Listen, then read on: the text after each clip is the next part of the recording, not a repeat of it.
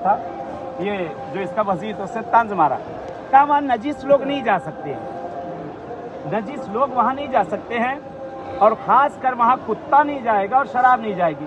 कहता अच्छा ऐसा है, कुत्ता नहीं जाएगा, मैं लेके चलता हूँ।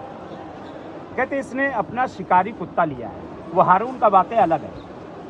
कुत्ता लिया, फौजियों से कहा जंजीर डालो, लेके चलो इसे। ये लेके वहाँ से चला। कहते ये पहाड़ी पे चढ़ना चाहता है लेकिन लाख कोशिश करते हैं, ये आगे नहीं बढ़ता।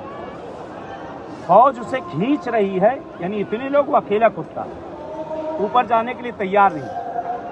अभी नमाज वो अभी यहाँ रुक के करेंगे, जुमा है ना, तो नमाज अभी रुक के यहाँ अभी शुरू करेंगे। हाँ अंदर से अंदर घुसे रहते अंदर, ये खाली बयान करके अंदर भेज देते हैं लोग। कहते हैं कि ये इसने जंजीर तोड़ाई और तोड़ाने के बाद वहाँ से ये कुत्ता भाग गया।